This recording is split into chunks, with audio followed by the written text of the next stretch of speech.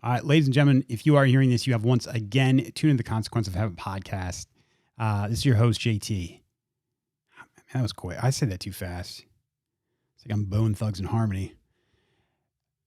Ladies and gentlemen, if you are hearing this, you have once again tuned in the Consequence of Habit podcast.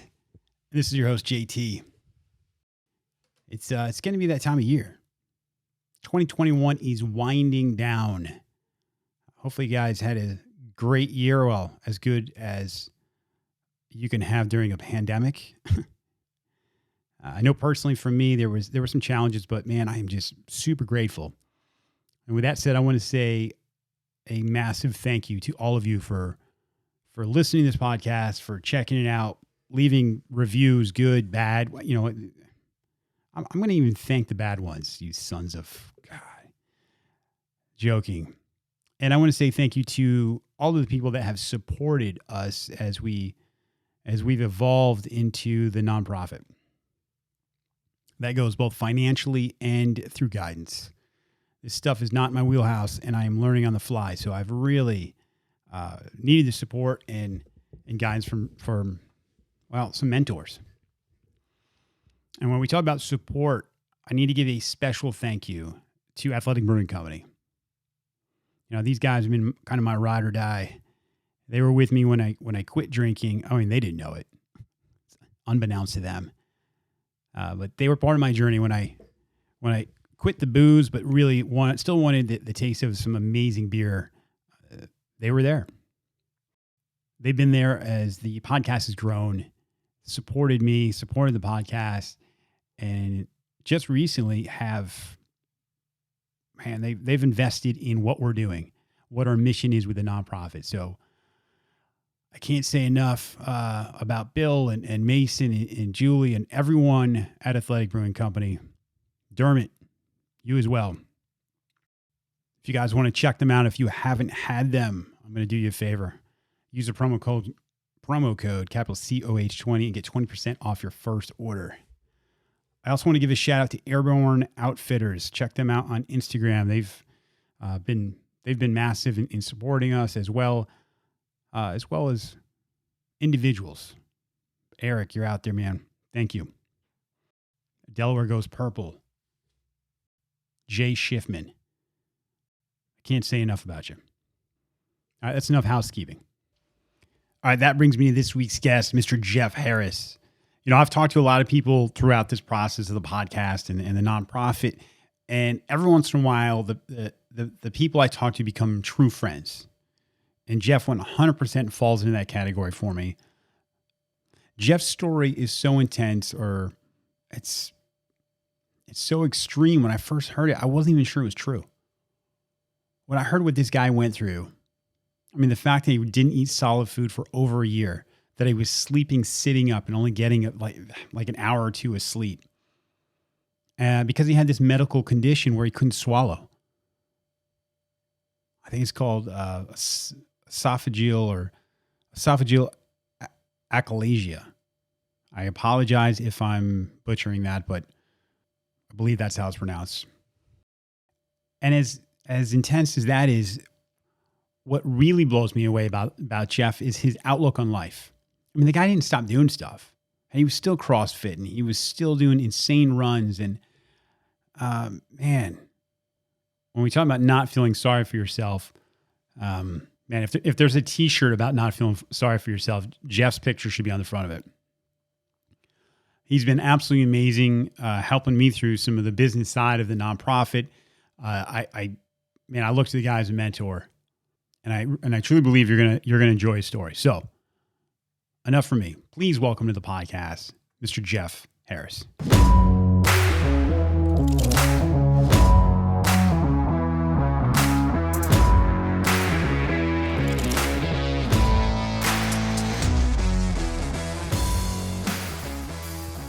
All right, today we are honored to have on a guy I now consider a friend. You know, this whole process of the podcast and outreach and meeting people has been it's been awesome, and one of the huge benefits has been the people that I've met along the way. So today I sit down with a guy I call a friend. Thanks, Jeff, for joining me. Thanks, JT, for having me. It's a pleasure. So we jumped on a phone call. I guess it was last month now, and we started talking about, hey, let's get together, let's record something. And the reason I really wanted to have you on initially was that I saw some of the posts you were putting out. You were connected with some of my other friends, Chris Norris, and I saw that you were doing some pretty extraordinary things in physically, and you were showing a ton of discipline. But it's through our conversation that we've had over last month and leading up to this that I think there's a whole other area that we can start exploring on it. But first things first. So where are you now? And just give us a brief history. We don't want to go deep yet. Just a brief history of maybe some past experiences. I know you're in the military, stuff like that. Yeah. I was in the Marine Corps from 93 to 97. Got out, went back to college, finished my degree in biomedical engineering and mathematics and pre-med. Actually wanted to be a physician, ended up working in med device and life science research for 15 years, advising physicians all over the world. It's a fantastic career. I've had multiple roles from sales, product management. I was a CLO, Chief Learning Officer for an organization. I've run global sales operations, and I've been a CRO, Chief Revenue Officer, for multiple companies over the years. I worked for a consulting firm, SBI, Sales Benchmark Index, and eventually left there and through a health issue, which we'll probably dive into, sure. I'm sure. Yep. I ended up starting my own company, and I serve as really the turnaround guy. I serve as an interim executive, strategic advisor. I focus on helping companies that are really struggling to get back on track. And so I do a lot of work in culture change, strategy, execution, leadership development, cash flow optimization. And it's been a ride. I've been doing it for the last 3 years all over the world. And I'm still shocked that I get to do these things. Yeah. It's an absolute pleasure. Yeah. So anyone who would see the things that you're doing on a daily basis, and maybe we're going to start there because I think it's important to put that stuff out there now before we even get into the past. Because that on its surface is impressive, but when we get into it, it's wow, it's going to be mind blowing. So explain what you woke up today, Jeff. Mm-hmm. Explain your day, how it starts off, and what happens to even, what's your morning routine? We'll go from there. Excellent. Yeah. My morning routine is, it's my sacred time. I have several sayings and mantras that I use every day. It's, as we begin our day, we craft our lives. And one of my things that I always say used to be my morning alarm was rise early and strive for greatness, or snooze your way to mediocrity. So I rise between 4:30 and 5. And I start off my morning I go right to my gratitude journal, and then I read my devotional. I spend time in prayer, and then I read for 30 minutes, pretty much every morning. And then I start my physical workout. And so I start off with a 10 to 15 minute plank. I do 10 to 15 minutes of yoga and stretching. During that time, I'm typically watching motivational videos on YouTube, or I'm listening to an audiobook or a podcast, because to me, it's a time to learn. And then I start my training session, which is always 60 to 90 minutes in the morning. Sometimes that's 2 hours, but it's 60 to 90 minutes is like the minimum. On the weekends, that can easily go 4 hours because it's my day to go long. After I train, then I take a cold shower, and to me, it's like spraying on greatness. There's all kinds of amazing things that cold therapy does for you to boost your immune system, improve your circulation. And honestly, it's like after you take that cold shower, I've been doing this for probably 7 years now. There's really nothing worse that I'm going to face in the day. Yeah. That's really going to rile me up. Right. Yeah. And that's my morning. And a lot of folks are like, well, what do you have for breakfast and stuff? I don't eat breakfast. I intermittently fast. I believe less is more. Keeping your body in a constant state of want has so many amazing longevity capabilities for you. There's a lot of research that's been done by David Sinclair. Sure. And it just works for me, as we'll dive into my personal health issues as well. So I typically have my first meal of a high caloric, nutritious shake around between 11:30 and 12. Okay. And that's my morning. That's my morning every single day.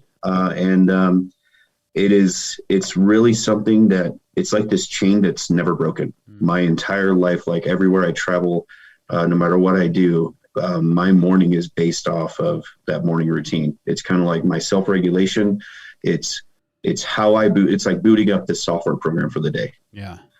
And as I do that, it may seem like a small thing. It's like to do a 10-minute plank or read 30 minutes a day or something, but you read 30 minutes in the morning, you read 30 minutes at night, you're reading 50 to 100 books a year, which is probably far more than most people out there. And as far as what I do as a consultant, as advisor, that's my competitive advantage. So, and it's go ahead. That morning routine, was that something, because we talk about things like habit stacking, like building upon each other. What did that process to get, like, how did Jeff Harris start this? Did it look like that from the beginning, or was this a kind of a gradual thing? This is the result of years of habit stacking. Okay. And so it was starting off with one, was waking up and reading, and my gratitude journal were my go-to for years. And then I got into due to a lot of back injuries over the years, I got into doing yoga and a plank every morning. And that just became like this stack. And I was always into fitness. It wasn't always in the morning what I would work out, just because you have 3 kids, and when they're young, your day is a little bit chaotic. Yeah. So our kids are all older now. And so I've been doing this routine for years and years and years. And I never miss it. And so it's not something that started off easily. It's like, if you try to set up a routine, and I wouldn't push my routine on anybody. This is what works for me. And if you try to do too many things, it's like juggling. You get too many balls in the air, yeah. One of them is going to fall. They're probably all going to fall. So it's like, if you want to build a habit, start off with just doing one thing. It's like, start off reading 10 minutes every morning. It's like, maybe do that 5 days a week or something, and get into that routine to where this is, I think the latest research is like takes 66 days to build a habit. And it's like, just get in, just try to do that. And then as that just becomes, it takes discipline to get started. And then once you're going, then it's just, it becomes just a normal routine. It's part of your daily habit that you're doing every single day. And so, I think less is more. Start off with the easy things that you want to accomplish. And like I always say, when you're building these habits, you got to let go of the end game, let go of the end result. It's like, you want to have, be super fit and go run a marathon, or, just have this beach body or whatever. You got to get that thought out of your head. Quite honestly, it takes time. It's like, you got to focus on right now. It's these little things. There's a quote that I shared a while back after JT and I had met, that small hinges swing large doors. Yeah, love it. And it's that small hinge every single day that changes the trajectory of your life. It may not seem like it, but it's like results and high performance. It really follows the path of compound interest. It's like that investing a little bit every day. It doesn't seem like it's much, and all of a sudden it becomes this snowball effect. And it's like, oh my gosh, wow, I just accomplished this, or I just read these many books. It's like, I just ran this marathon or this ultra marathon, and nobody really sees the years and years of these small little tweaks that you're doing every single day to actually get there. They see that little thing. Now this is something that's been instilled in you for a long, from childhood, correct? Yes. Just tell the listeners even what your dad would have you do before you went to bed. Yeah. So when I was a kid, every night before I went to bed, from I think I was 6 or 7 years old, I had to do 50 push-ups.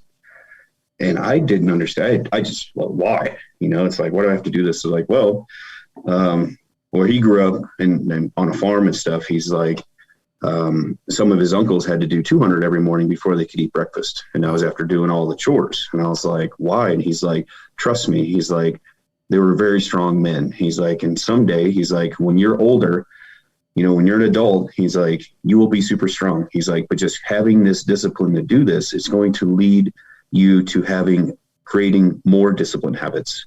And he was right. And so I did. And later joined the Marine Corps And I was super fit. I mean, I played ice hockey and ran cross country, played football, baseball, did all kinds of sports, but I never missed that nightly routine of doing push-ups. And I still do push-ups every day. Wow.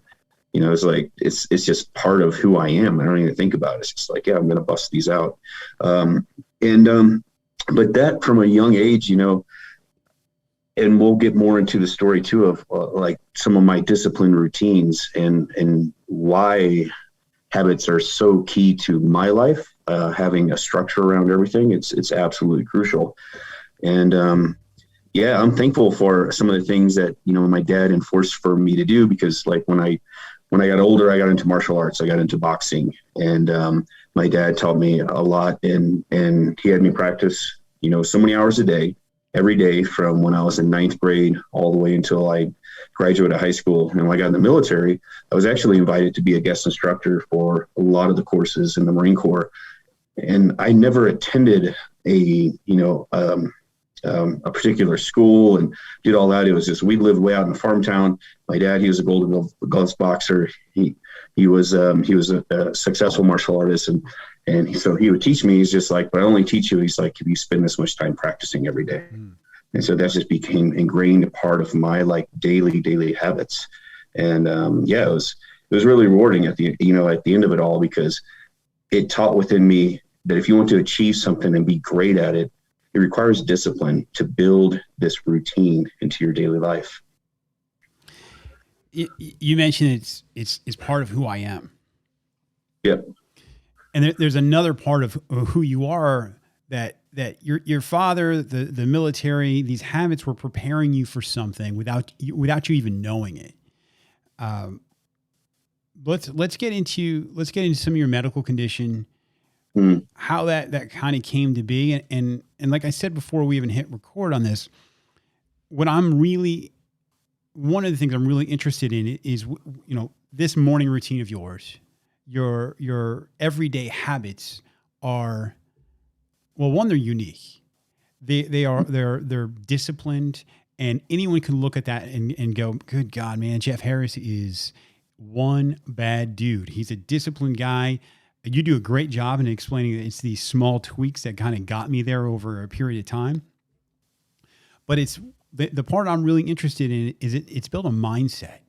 And mindset is a habit we don't talk about. We talk about being mentally tough or mentally weak, but really it's just a habit. It's what we fall back on. It's what we do every single day, and it becomes a default mode. So let's get into your medical condition and then kind of your approach towards that, and we'll explore that. Yeah, definitely. Yeah. So on Christmas Day 2018, I was diagnosed with a rare disease called esophageal achalasia. Prior to that, I had spent years of my life just struggling to swallow food. Every time I would eat, it was super, super painful. Like, so I was being stabbed in my chest with a knife, and I would have to drink, gallons of water just to get food to go down. In 2018, from January onwards of that year, everything I ate really wouldn't go down and would just come up, just regurgitate. And it was scary. I mean, it became, I actually, I became afraid to even pick up a fork or to eat food because I didn't know what was going to happen. And every time I would lay down, I would just cough and choke. And I wasn't getting really good sleep. I felt like a zombie. And so I'd have to sleep sitting up in a chair. And doctors, they just thought, it's like, well, you're under a lot of stress. And I was like, yeah, I'm stressed. I can't eat. I can't sleep. Right. I'm pretty stressed out. Yeah. So, they thought I had some sort of indigestion, heartburn or something like that. And so, take some Tums, you'll be okay. No. So around November of that year, I developed a terrible cough. And meanwhile, I've always been an athlete. I was running every single day. This cough became so bad, it's like I couldn't even really talk. And the pain in my chest was just intense.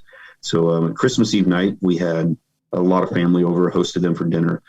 I ate 2 green beans and a bite of mashed potatoes, couldn't get it down, and just excused myself, went up and sat in a chair in my room and passed out and coughed and choked all night sitting up.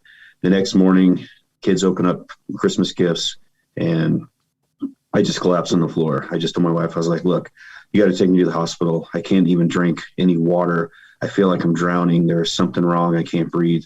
So I spent a day in the hospital, and doctors diagnosed me with aspiration pneumonia. What had happened after they did a lot of scans, they thought I was having a heart attack or something like that. And it turns out like, actually, you're really healthy.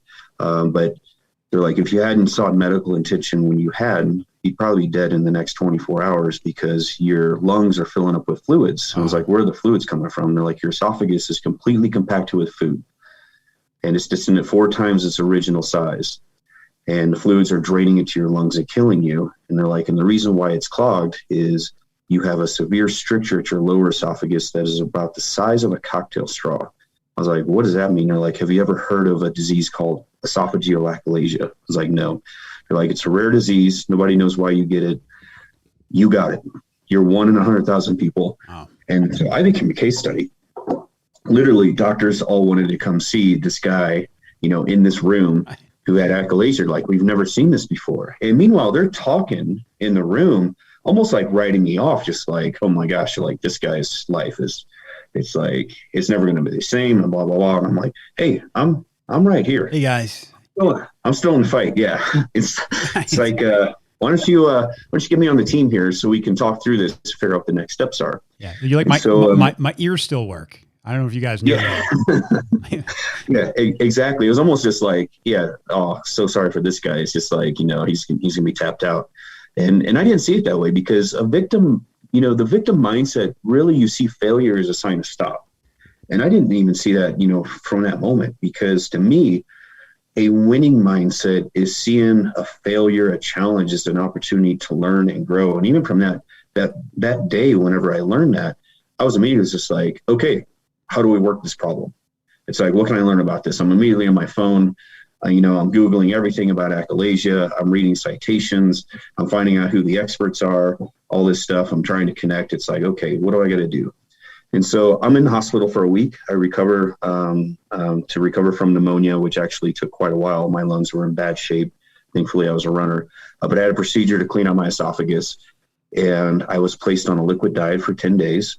A liquid diet for the U.S. healthcare system is basically, drink Sprite and some cranberry juice and stuff. Right. And maybe some Ensure. It's like, okay. And this is over the holidays. So I go home, I do that. I come back 10 days later to check in with a specialist. And she tells me, it's like, thankfully they did a cancer screening, didn't have cancer. It's like, well, that's a relief. Like, but you have this disease, Jeff, and you're going to have a surgery. And the surgery they described to me was like this nuclear surgery with like 3 months recovery time, very risky. And so I went and talked to a cardiothoracic surgeon, and I was like, what are my options? And she told me, it's like, this is really the best option. I wasn't too impressed with her frequency of doing the actual surgery. So I was like, there's got to be another surgery that you can do. And so I found one, and it's new. It's only been around 10 or 12 years. Again, having a background in engineering and research and stuff, I was very resourceful. So I found a surgeon who could do the surgery, and it was going to be in April of that year. And so meanwhile, I have to live on a liquid diet. And so I was at 195 pounds walking in, I was big into CrossFit, really lifting and working out all the time. I went down to 160 within a couple of weeks. Wow. And so I'm sitting there in my house going, wow, I'm going to tap out if I don't figure out how to actually get nutrients into my body, because I'm literally drinking V8s and Ensure. And so I get online to get really resourceful, and I find a lot of different liquid nutritions out there, and like added weight gainers and stuff like that to my protein shakes. And so my weight leveled off around 155, 160. Meanwhile, it wasn't easy because I had to sleep in a chair. I couldn't lay down. My esophagus never really would empty of fluids. And so if I lay down, I would just cough and choke. And that still happened when I would sit in my chair. And, I'm sitting here in my office right now. I actually slept in this chair in my office a lot because I'd work late at night and just sit here and write. But the other thing too was drinking fluids. It wasn't easy. It was like trying to drink through a titration device. And so to drink a bottle of water just to get hydrated could take me 45 minutes to an hour. Wow. So protein shake, a lot of times I had to take it and not only blend it up, but to put it through a filter to make it as viscous as possible and then just sip on it. And so I'll talk more about that stuff. It's yeah. And meanwhile, so April approaches, and I'm supposed to have this surgery. And my wife and I, we have our whole rest of the year planned. It's like, cool, we'll have this surgery. We'll go back. My birthday was coming up. It's like, we'll celebrate your birthday, and that'll be the big day. And get a letter from insurance. Sorry, Jeff, but you don't seem to have any other issues. You haven't been back to the hospital. You seem to have adapted, and this procedure is so rare, we're not going to cover it. And that was it. It's basically, there was a clause that if you do not agree with this, you can file a claim. It could take up to 6 months. And so, like anybody, I kind of lose my shit that day. Of course. So yeah, I mean, if you didn't, then people would write this off as that I'm talking to a robot. I mean, anyone, because when you're taking away some of the most like basic things in life. I mean, you're talking about sleep and food. Yeah. And as I always tell people, food is a catalyst for human connection.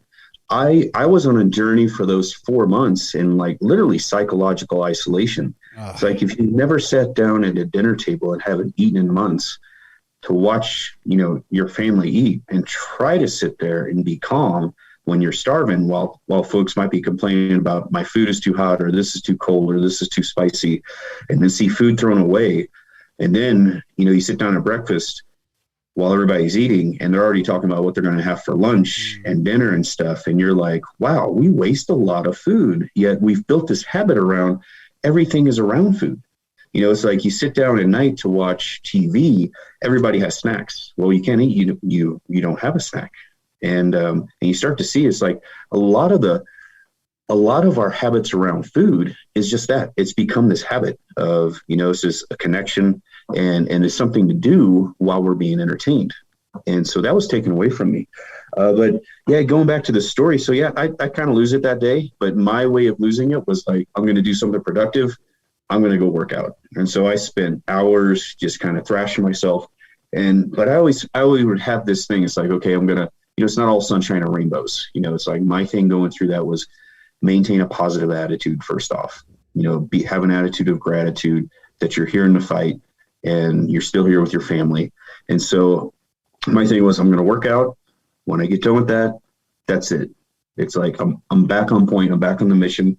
We're going to figure out how to do this. And so I told my wife, it's like, we have a couple options. We can either pay for the surgery outright. It's like, we could do that. I was like, but here's the thing. I go, it's a matter of principle and human dignity, because if insurance companies are doing this to me, they're doing it to somebody else. Yeah. I was like, and they might not have the means or the mindset to endure this. So I was like, I'm just going to gut it out. So that's whenever I finally had the courage and vulnerability to ask my wife to help assist with the insurance claim, the appeal battle, just because I was too close to it. I mean, when you're on the phone with somebody and they're telling you that you're going to be okay and you can just live the rest of your life on liquids, it's not okay. How's that person sleep at night? I know, exactly. How do you tell somebody that?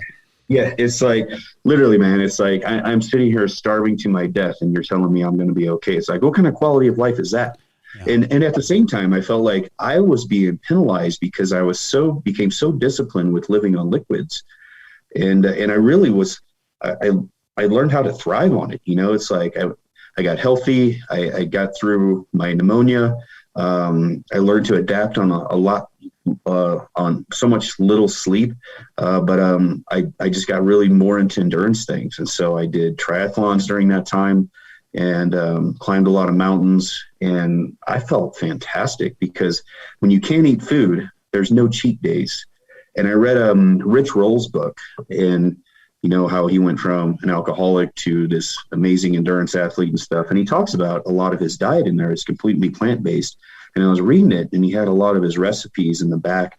He makes these amazing smoothies, and it's like, wow, this guy's like putting this rocket fuel in his body. It's like, I'm doing that. And so, yeah, I went completely off of what doctors recommended. It's like just drink Sprite and Pedialyte and do all this stuff. It's like, no, there's a better way. It's like, I'm going to liquefy everything. And so some of my friends would be like, dude, you're like the smoothie king. I am. It's and it worked. I felt really good, less the sleep, and the pains actually drank that shake down. So I'd start in the morning and like 10 or 11, and it could take me hours just to get that shake down. And I'd be like, if I could get it down, then I'm like, I'm probably good for the day. It's like, that's probably it for me, because I got to be walking around and moving to get it to drain. I'm sorry to interrupt, man, but even talking to these insurance companies, I mean, it's not like you're telling them all the things you're doing, but you're not helping your cause when you're talking to the insurance company, and you're at the same time, like you're climbing mountains, you're doing triathlons. It's like, I mean, I imagine your wife's like, Jeff, you're going to have to just take it down a couple notches here. But yeah.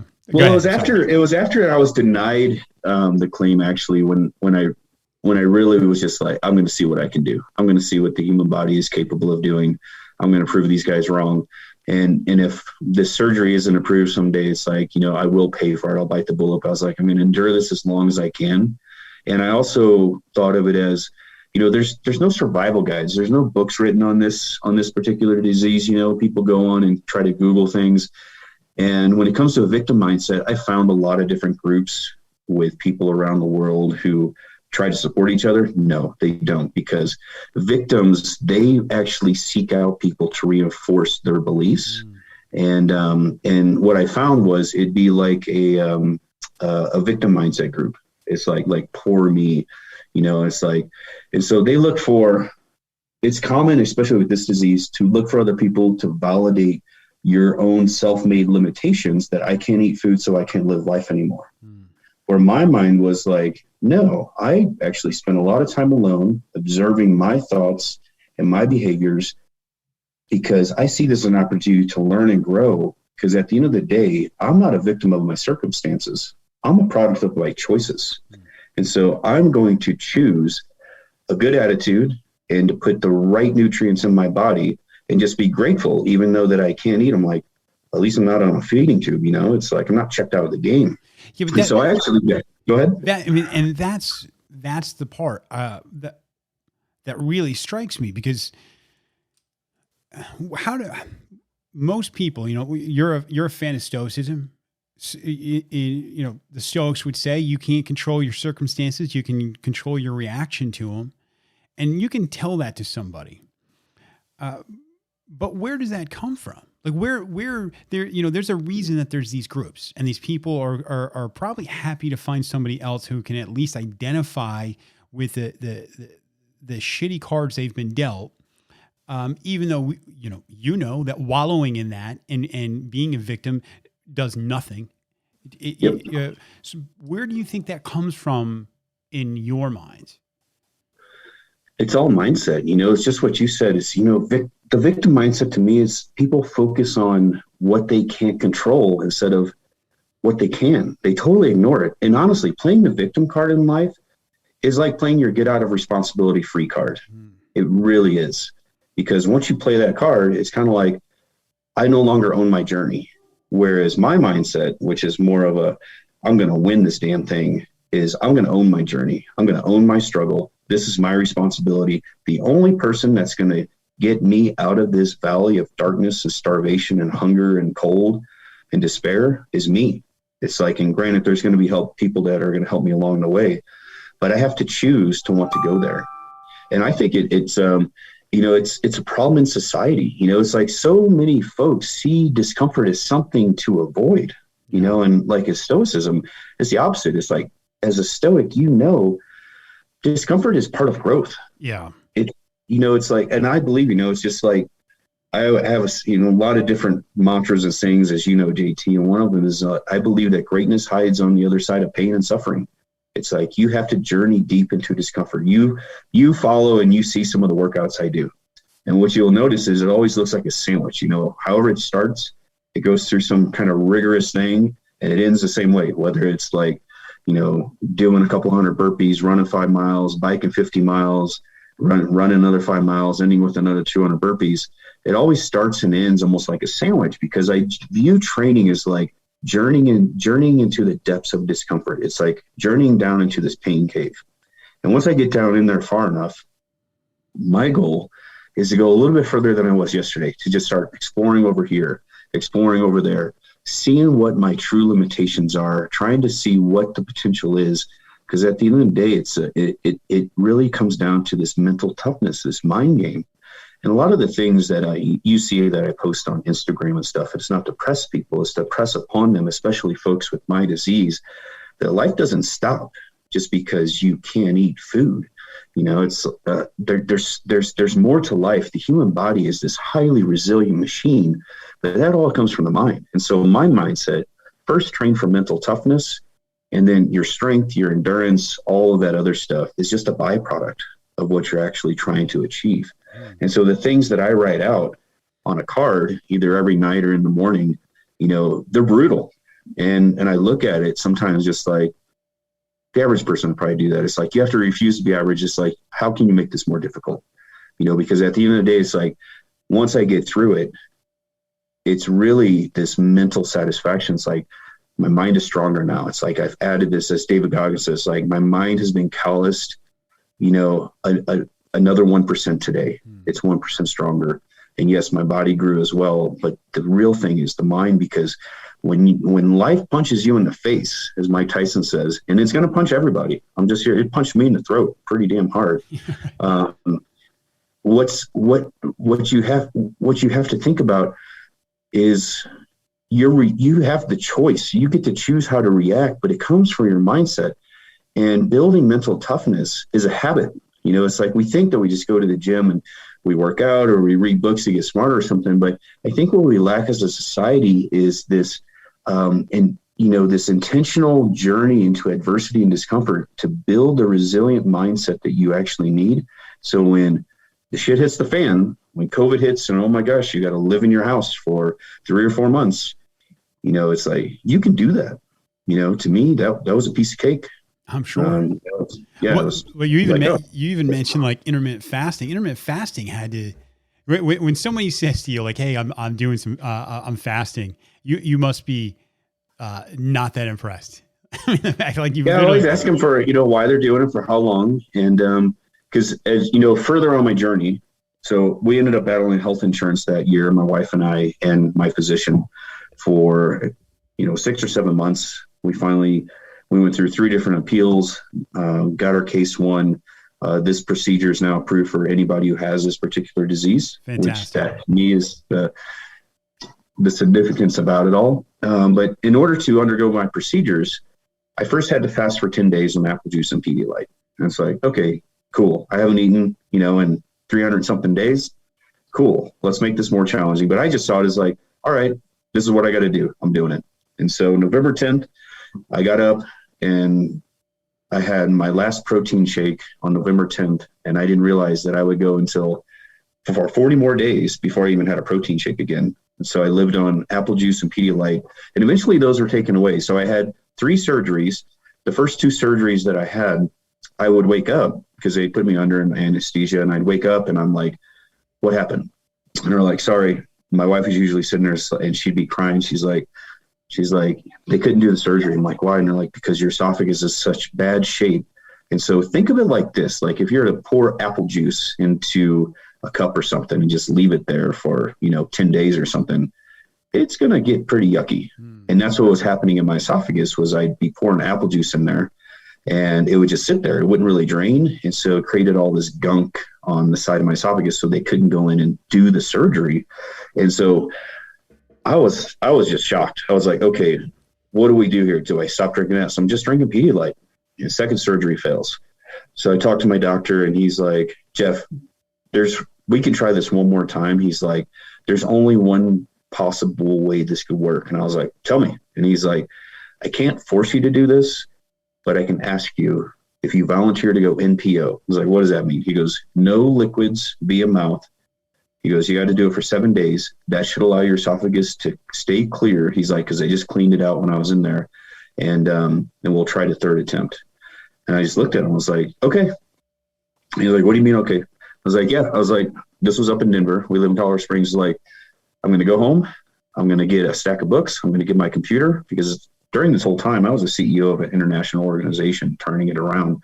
And I was like, I'll be back. And so came back. I checked into the hospital. and literally sat there with an IV in my arm, read a ton of books, managed my company.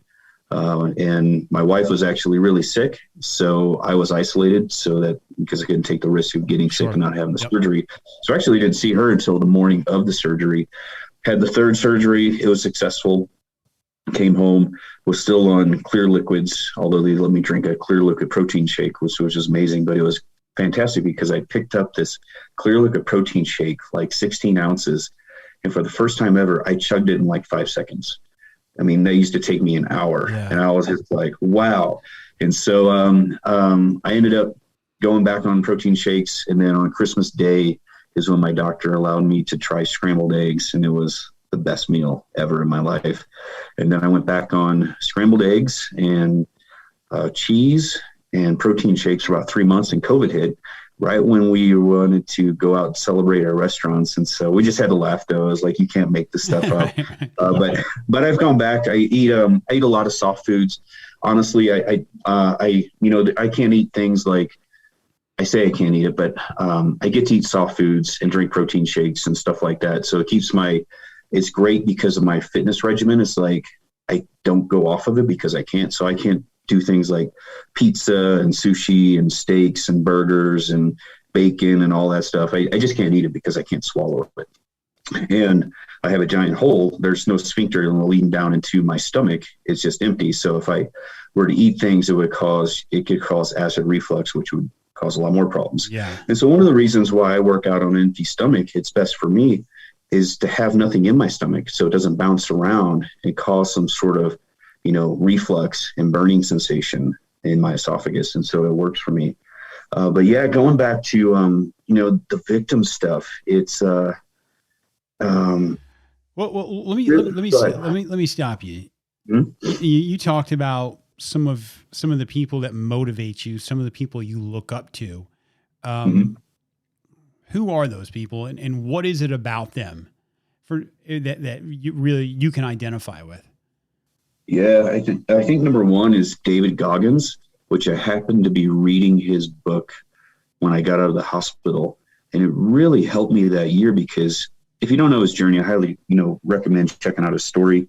Listen to this guy because he's a beast, and he's had no easy day in his life to become who he is, but he understands the things we're talking about here where we're a product of our choices.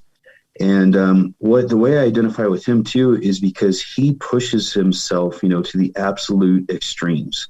And so I looked at some of my journey that year and, okay, well, what if Goggins couldn't eat food? What would that guy do? It's like, he'd probably go run a 100-mile race just to be like, F it. It's like, that's who this guy is. And so it became kind of my thing too. It's, it's like, he's all about, training for mental toughness and fortitude and resilience and grit and stuff like that. And there's a lot of theorists out there. There's a lot of great books on grit and resilience and things like that. But what I admire about Goggins, the reason why he admires me, because he's a practitioner. He's learned from experience. He's been through hell. He stayed there long enough to write the damn book about it. Yeah. And that year for me, it's like, there was a lot of good things that came out of that year for me. It's like, starting my own company, getting in the best shape of my life eventually, getting this surgery turned around so that it can help other people. I've connected with biomedical engineers who are working on devices now for this particular disease, which is fantastic. And my thing was, I want to give this disease a voice. And I want to help be a light in the darkness, because the victim mindset is like this total darkness where everybody just kind of congregates to feel safe, where it's no longer my responsibility. Everybody feels sorry for me, and they just want to surround themselves with people who will validate what they believe. And I'm not. It's like, no, it's like, there's a better way. I want to be a light out here to show you what the human body is actually capable of, so long as we are willing to suffer. Yeah. And that's really what Goggins is, he suffering is just a true way of life, and there's nothing good has ever come from your comfort zone, and it never will. Within those communities, people are going to look to you and they're going to see somebody, and And I imagine one of your goals is to inspire these people to say, hey, this isn't, just because this is the disease you have, there's more to it. You can do more. Yep. How does Jeff Harris package that in a way that people can feel that they feel that they can actually do something? Because a lot of people are going to look at what you do on a regular basis and go, well, that's beyond what I'm capable of. Because to be honest with you, it's extreme. So how do you go about and really kind of connect with these people and at least get them started in the right path? That's a great question. I've never really thought about that, but as I think about all of the people I've connected with, it's come down to just setting this, extreme example of what we're actually capable of doing. And it's amazing because I have folks with cancer, with achalasia, with other diseases contact me behind the scenes and say, wow, you're so inspiring. How do I get started? And it's just like, well, let's figure out where you are. Let's figure out where you are and what you want to actually achieve, because to go and do some of the things I've been doing, this is built on decades of habits that I've had and then I've adapted whenever I couldn't, eat food. And now I'm seeing the results of doing the same things every single day. And so we start with, let's start with the building blocks, the basics. It's like, let's start with the two most powerful things besides working out is your nutrition and your sleep. Sleep is the ultimate miracle drug. And I must say, after not sleeping in a bed for a year and sleeping in a bed now, it's like my evening routine, it's all optimized around sleep. It's like from, sleeping under a weighted blanket, taking a warm bath before bed, meditating, making sure that devices are off and stuff, keeping the house really cool, the room really cool, using blackout curtains to keep it dark. It's the ultimate healing time. It's amazing.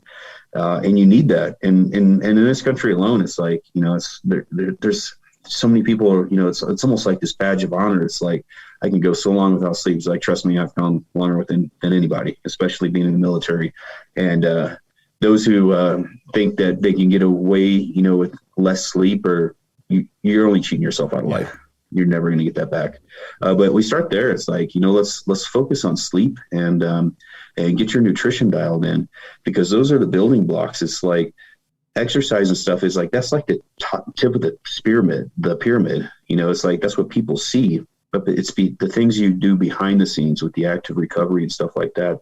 But then just getting on I have folks who are just like, I just want to get in shape. And it's like, well, let's figure out where you are, honestly. And it's like, a lot of times it's just walking. It's like, okay, well, let's just get in. How many steps could be, the new goal for a day? And so I have friends who are just, I got this many steps today, this many steps. And it's like, that's where it starts. It's like, whenever I got out of the hospital, I went from hero to zero pretty quick. I mean, my back went out because I lost all this weight, sleeping in a chair. I went to pick up something because we had just moved into our new house a few months before that.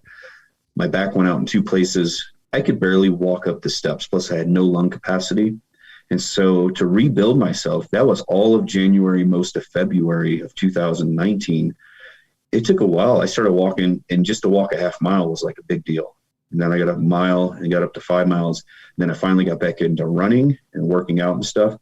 And it was a slow go. I was just like, wow, I mean, you never know when all of a sudden something's going to happen and your health is stripped away instantly. It's, there's a saying, I might get it wrong here, but health is the crown on a well person's head that only the sick can see. And it's so true. It's like, because I would look around at people who would take for granted, that they could just go for a walk and, and go over to this restaurant and eat. And you take all that for granted until you don't have it. Isn't it funny? So there's no way I can come close to comparing my experience to yours, Jeff. But, I've had 2 back surgeries. So, one of the first things I realized was there's nothing you do in movement that isn't affected by your back being out.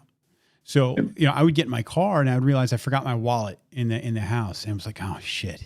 The process, the motivation it took to get up out of your car to go in and get your wallet. It's those little things, like you said. I mean, it really is. Once you're healthy, you can recognize it. And now, anytime someone's like, "Hey, my back hurts," because there was a time when someone said, "Hey, my back hurts," I was like, "Yeah, I'm sure it's terrible." I had almost no sympathy. Yep. Now, when someone says their back hurts, I'm getting them ice. I'm getting the ibuprofen for them because that is a. I hear you. And then to add no sleep and no eating, man. Yeah. I used to say, I'm like, in the beginning of that year, I was, really on bed rest, and I was watching some of The Walking Dead, which is probably not the best thing to watch at that part of my life. I really registered more with the zombies right. Because I was just like, I get it. I mean, later that year, I was out climbing 14ers and stuff, and it's like, you're hungry, folks. I was just kind of saying this as a joke. When hikers pass by, it's like, yeah, that they could look tasty. Yeah. It's just like I would eat him. Yeah, exactly. It's like, am I a zombie now or what? It's like I can't eat, I can't sleep, and I just keep charging forward though, and it kind of became my mantra too. It's just like, just be like that zombie. It's like, just keep walking, one step at a time, walk it off. But yeah, and so some of the things though that I learned that year too were interesting. Just number one was immediately having to accept reality. And I said this from the beginning to my wife. I was just like, look, I don't want to sit here and waste time asking why this is happening to me. I go, because that just, traps me in the past. I was like, I just want to stay focused on moving forward. So if you see me start to go, regress and talk about this, it's like, I need you to remind me, just like step forward, because we all need a coach. We need somebody to hold us accountable, and it's hard to hold it all together yourself. And the second was, it's like, I'm going to hold on to my attitude. And, it's like, that is to me, it's one of the most important choices we make every single day. And so I'm like, I'm going to start off by having an attitude of gratitude and just be positive as I can about this thing. I'm going to surround myself with people who support, encourage me, and anybody who's bringing me down, anybody who wants to pander to, old poor Jeff or whatever, you're cut out of my life. And I did. I cut a lot of people out of my life. I ended up living very isolated because it was easier for me, because I had to set myself up in an environment for success. Because if I were to go out to restaurants and go to, business dinners and stuff like that, I could fail. And so folks ask me, it's like, what would happen if you actually ate food? It's like, oh, well, my esophagus would clog.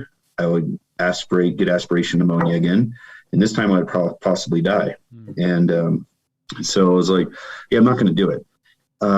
Some of the other things, though, that I learned, too, is just, enduring the crucibles of life, it's such a team sport. And you have to be vulnerable and have the courage to know when to ask for help. And that, to me, was the turning point, like I had said, when I asked my wife to help me, because, as a former Marine and as a leader of organizations, it's like, yeah, I always have teams of people to help me. But when you have this personal thing, it's just like, I got this, it's just like this. And finally, once you realize you don't got this, because there was more to it than the physical aspect of it. There was so much emotional and psychological challenges to overcome that. It's like I said, it's like the first time I walked to a grocery store, it felt like the world was caving in on me. And I about lost it. Like, quite honestly, it's like, you want to talk about a real dick punch. It's like, oh my gosh, here's all this food, and I'm just looking for, where's the aisle with the V8? It's like, that's all I get. And where's the muscle milk? And my cart's literally filled up with that. Yeah. I mean, few people can even identify with what that would feel like. What were the conversations when somebody was kind of like poor Jeff? That is probably coming from a place of caring for you or empathy, but it's not what you needed. Were there times when you had to be like, look, this isn't you. I can't have that now. I need this to go a different way. Yeah. I'd have people say, oh, I'm so sorry for it. And say, don't be. I was like, this is my struggle. I own my struggle. I was like, I get to live on these things. I was like, I'm working. I'm becoming the best version of me. I'm trying to figure out how to behave in a way so that my story will serve as somebody else's survival guide. I was like, that's what I'm doing. It's like, don't be sorry for me. encourage me. Yeah. I want you to support me, and that was my mindset through it all too was, it's like, what's the most powerful form of leadership is your example, right? And it's like, what is the example I can set through this crucible, which there were no easy days, there were no easy days on me, on my family, on leading companies, but leading companies, and going in, I'm known as the turnaround guy. I go in and turn around struggling organizations. So the year that I couldn't eat food, the bigger the problems that came across my desk to go solve actually really inspired me, because it helped me to focus on serving others, on helping them to grow and solving problems. And as an engineer, I love solving problems.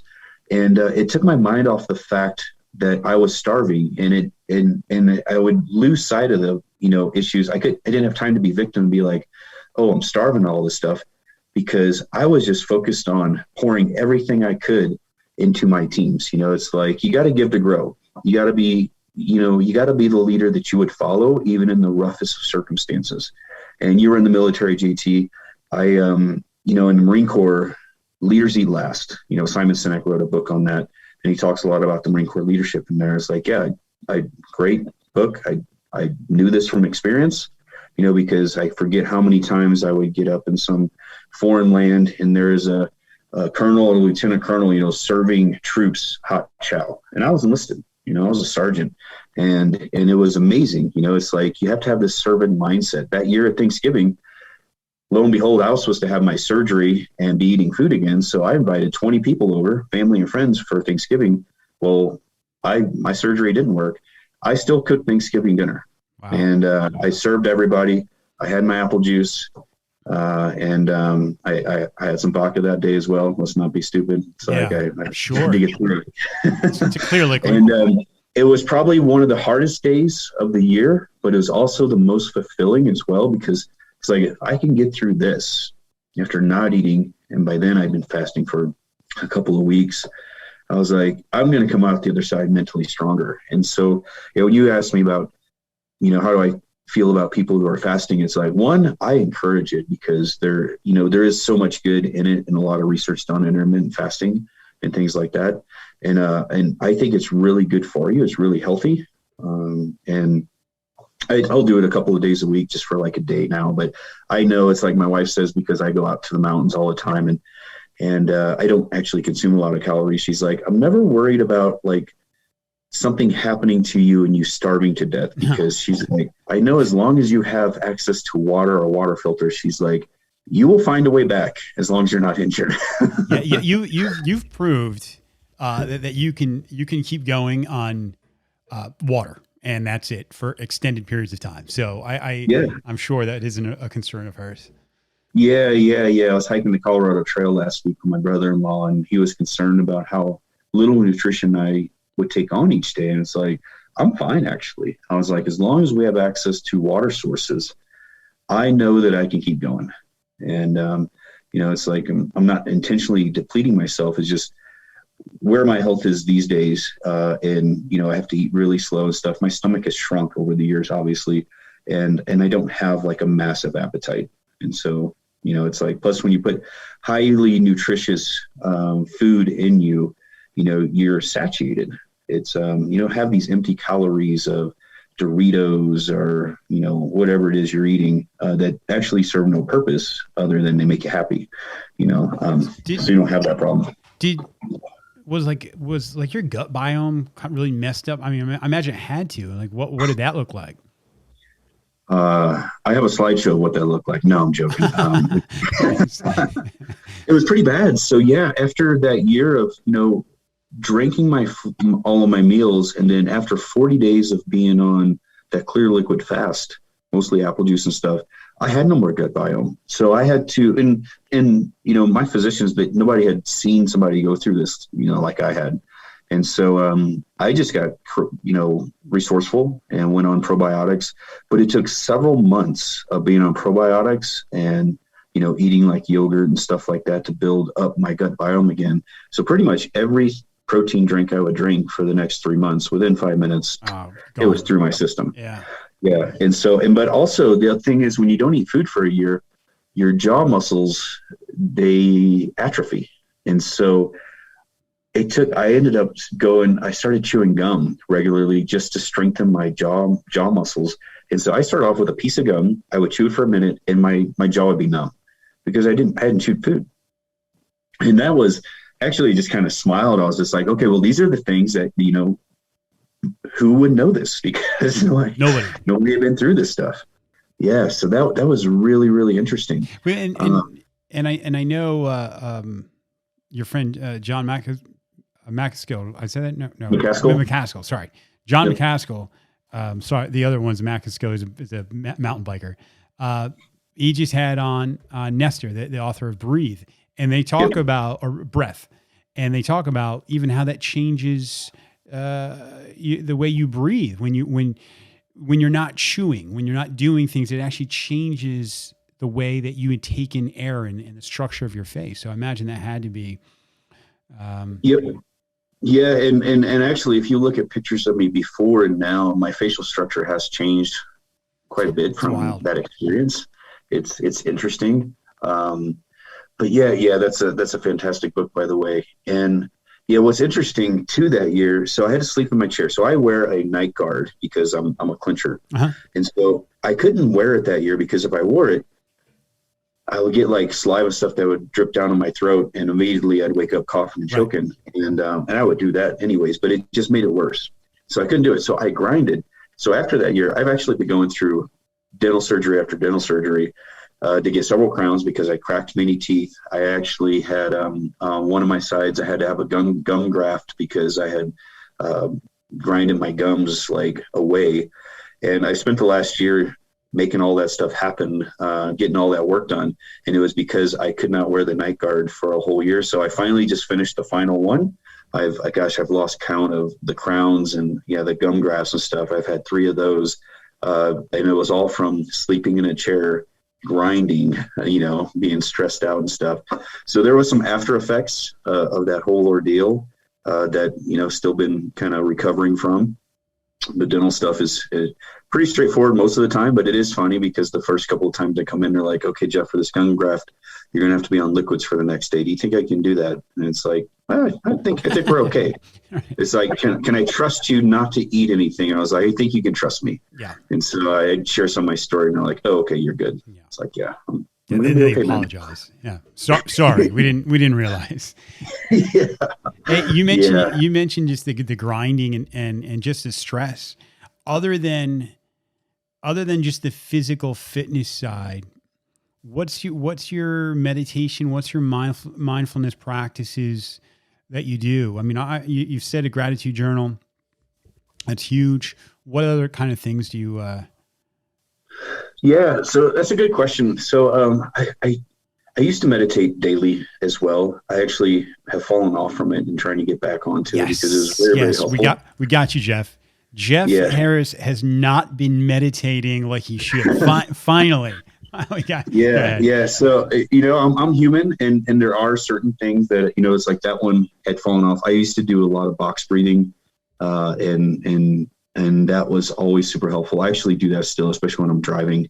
I'll do different breathing exercises. Very, very helpful. But the meditation is the one thing, it's like I am human and it's kind of, it falls off here and there. Yeah. And it's like the one thing I got to get back on track, because nobody's perfect. And that's a habit that it was never really forged into the routine that I wanted it to become. And, but it's so crucial. I know, Chris Norris is probably listening to this. And so a message from him, but the stuff he posts is always timely and it's always a great reminder to me. It's just like, yes, I gotta put this on my routine. He's fantastic. Yeah. My wife said to me, she was going to bed and I stay up a little, probably too late. And on her way up, she goes, why don't you not be on any electronics and meditate or something? And I was like, man, I needed that. I needed to hear that because I'll get wrapped up and kind of keep going. And then all of a sudden I start burning out. So. Yeah. So it's interesting. Habits are interesting, especially with things I've learned about my own life, which to me, do you want to dive into this? Sure. part of my life. Let's do it. Yeah. So earlier this year, I was called by a company to figure out how to develop a leadership program to accommodate autism in the workplace. Really? And so as a consultant, you immediately go into drinking from the fire hose. You consume everything you can. And so I'm like, cool, I know nothing about neurodiversity or the spectrum.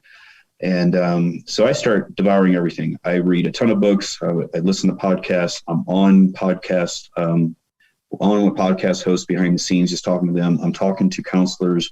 I'm talking to psychiatrists. I'm talking to the experts. I connect with them here in the Springs and around the world.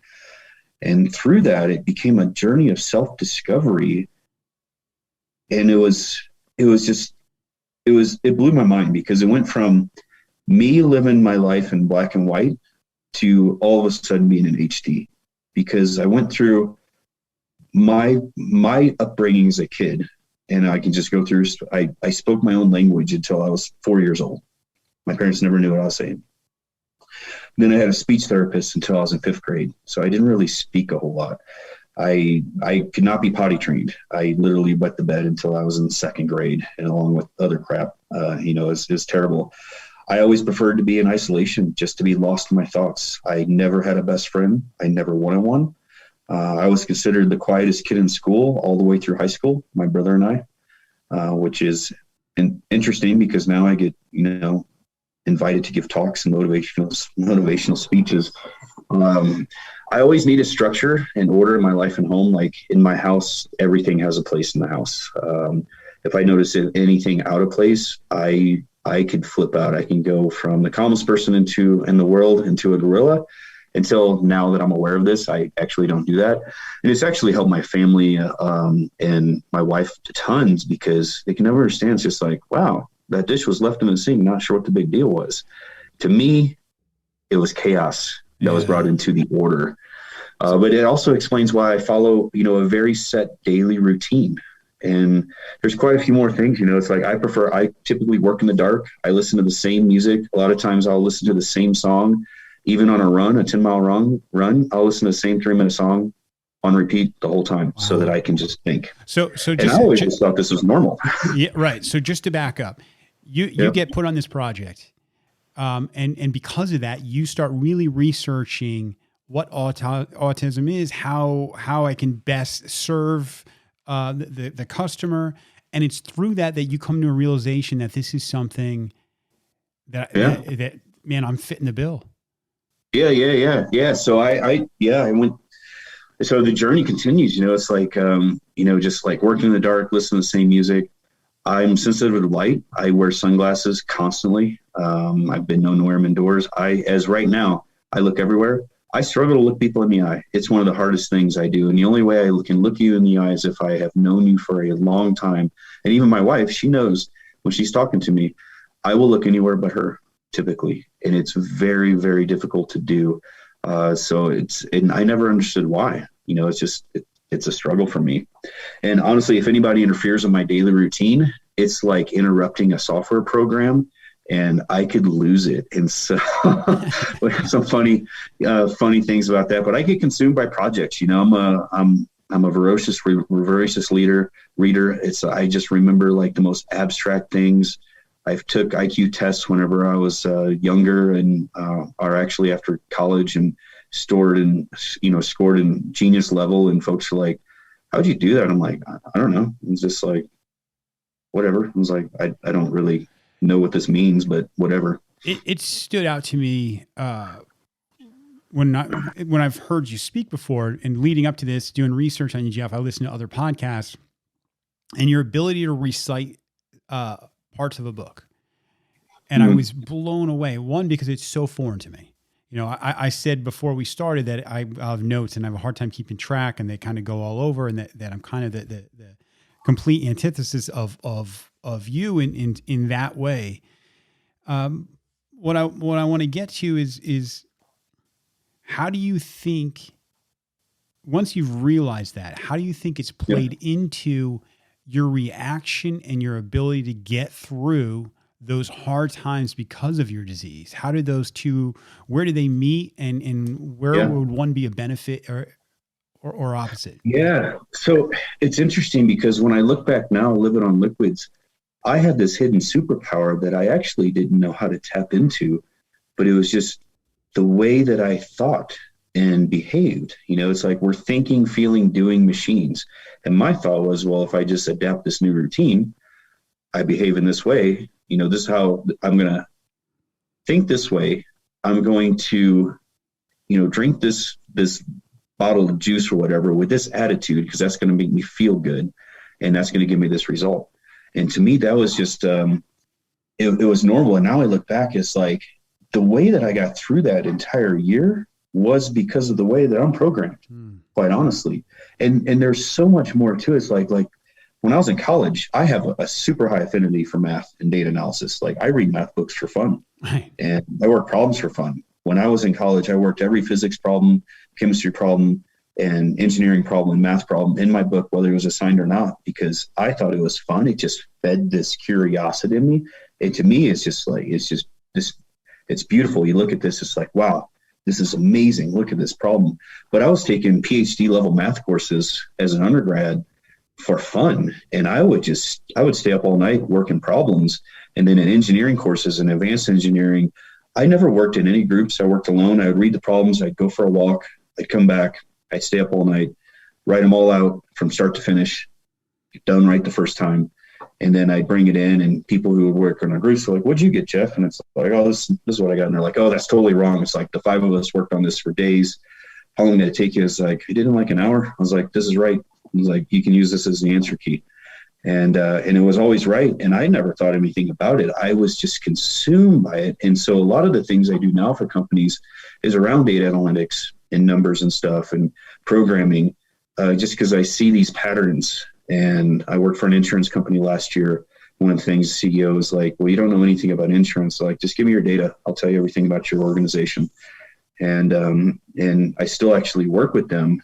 And he had asked me, when I had finished this analysis, built out this really cool Power BI app for them to streamline their data.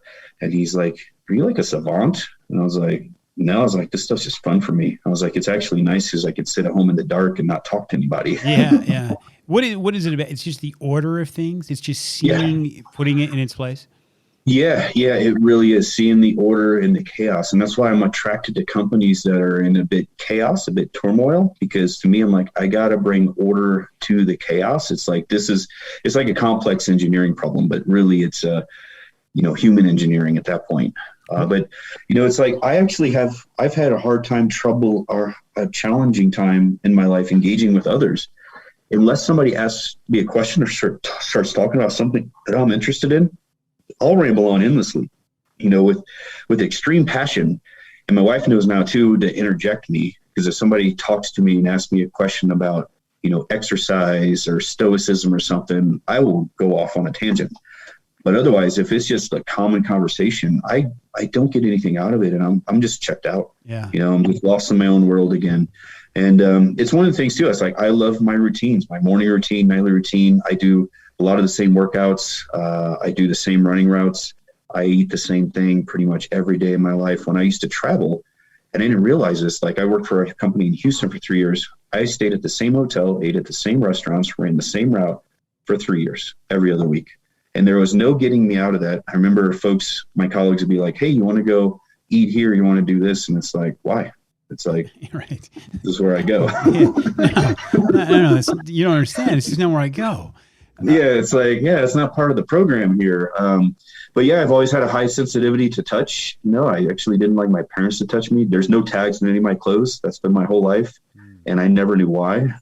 and now I do. And I've always made up a lot of crazy words and phrases, and I just would repeat them to myself in quiet, like thousands of times a day. And I won't say one here because none of them make any sense. And it turns out it's just like this form of stimming, and I just do it constantly. It's what is stimming? Yeah, stimming is like maybe tapping, doing something like that. Okay. It's just processing. And so it's interesting to know why I do those things. Some of them I said since I've been a little kid, and I'm 47 years old. And I used to catch myself be like, why am I saying this? And now I know why. But now I'm also aware, choice is a function of awareness. And so instead of reacting to like, I struggle with changes to the plan. I live my day on a schedule, and I typically have meetings with clients and stuff. And God forbid somebody is like, "Hey, can we have a meeting about this today?" It's like, yeah, that was not on my plan when I got up. And so I become a lot more adaptable to that, because I'm also trying to understand it's like that people think they don't think like I do. Mm-hmm. They're not rigid and structured. And so a lot of people say that I was stubborn and flexible, or as my wife used to say, she's like, you put the ass in Asperger's, quite honestly. It's like, you can. And she's become a lot more patient, even with changing the house. Like, Jeff, I think I'm going to buy these color pillows and replace these pillows over here. And immediately I'm just like, why? And now she'll be like, I'm going to, hang this picture over here. I'm just throwing it out there so you can think about this. Let me know whenever you're okay with it, because you got to process this stuff. Yeah. And it's enabled me to like let go of a lot of those things where it was like this control, it's like, there's got to be order in the matrix. It's like Jeff's way or the highway. And so I've let it go a lot. But one of the superpowers too in business is I can be extremely candid in business. It's like, because honestly, it's like when I walk through a company, you're probably going to get punched in the gut, because I'm going to help you to face the brutal facts. Otherwise, why am I here? Everybody's telling me it's awesome. It's probably not awesome. But yeah, and it helps me to see a business in HD where other folks can't see it. It's like, I see it as this giant organism, all connected. I would imagine when a business calls in somebody like you, these are all attributes that they need, right? I mean, and then going back to once it's out there and you know what this is, the empathy that or at least the understanding, people have to take things less personal.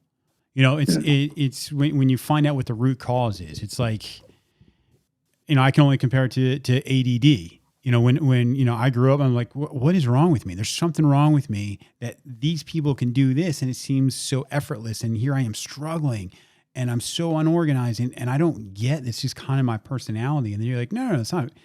You come to find out, like, this is what you have. And when your family knows that, well, they're a little more understanding with these little quirks, and it's not a personal thing that you're just, you're not flexible or you can't understand something or. I don't know what I'm talking about, but you're so true. It's helped even our kids, everybody knows now. And we kind of laugh about things as well. But it's just like this piece has come over the house where people are not walking on pins and needles because the general might get after you because you didn't make your bed. Right. Right at this time. Yeah. so fascinating. Yeah. And folks ask me too, they're like, well, you don't seem like you have, you're on the spectrum and it's like the saying goes, you meet one person on the spectrum, you've met one person. And the things I do in my life, like even to go into a social setting and to be able to work the room, it's like, it's a program. Like I've been fortunate to go to Dale Carnegie. I have a stack of questions in my head that I'm going to go through and then move on to the next person. And I couldn't do that if I didn't have that tool in my tool belt. But to me, when I learned that, I was like, oh yeah, this is the right process that I need. But if you were to ask me to go to a social event just like tonight, there's no way in hell that would happen because I haven't had enough time to process that, and to actually prepare to go do it. So my wife, when it comes to, Gallup has this program called Strengths Finder, and I'm a Strengths Finder coach. And one of her strengths is activator, where she likes to just, oh my gosh, this looks like a good idea. Like a few weeks ago, it's like, I'm going to go to Hawaii for the weekend to see my friend. Awesome. Do it. I could never do that. Right.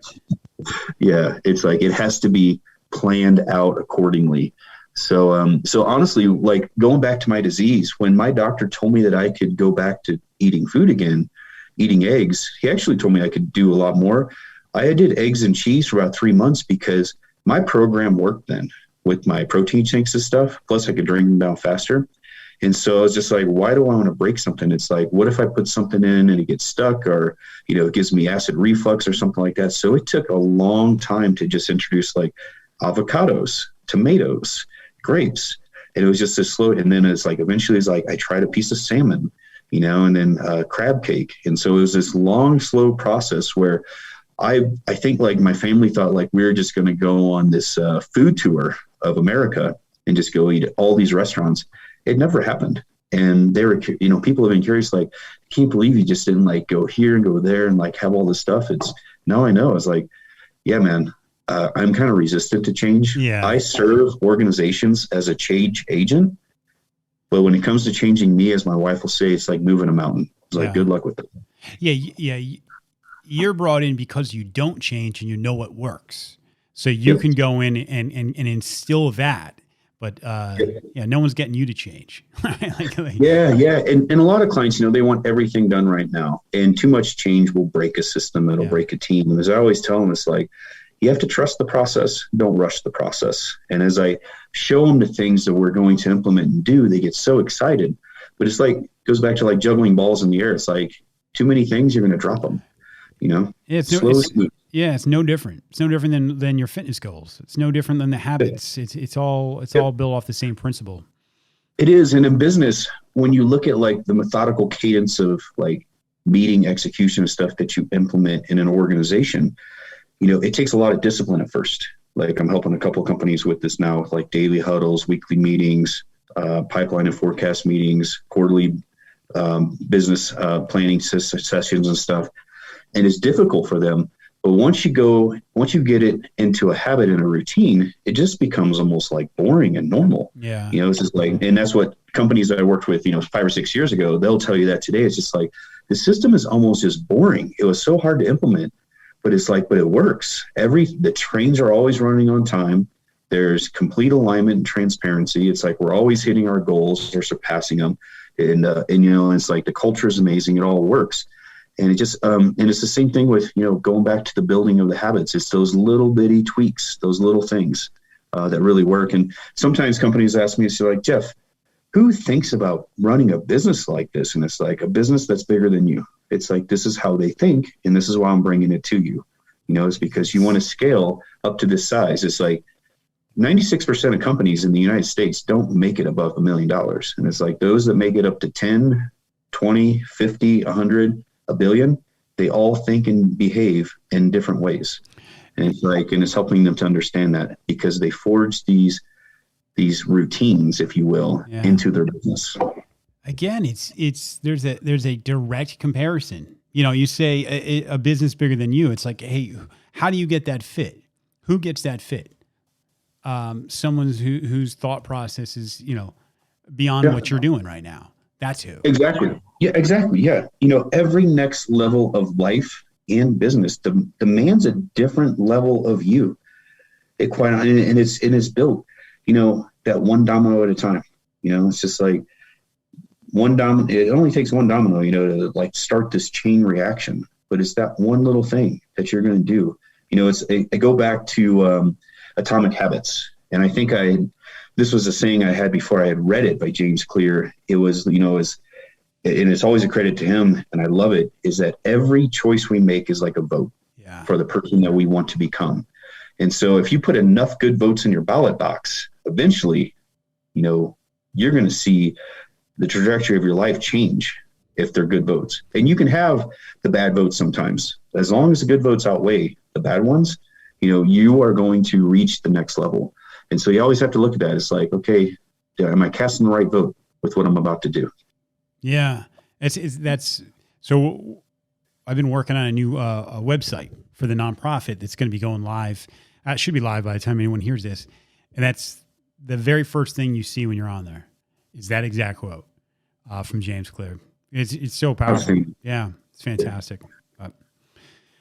Jeff, I know you're a busy guy and you've had quite a few past couple days. So I'm gonna let you get back to helping these companies out. But thank you so much for coming on, man. I really appreciate your time.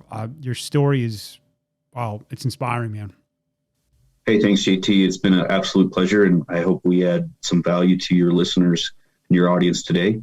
And it's just been an absolute pleasure to get to know you and to call you my friend. Yeah, same. Wish you all the best. All right, man.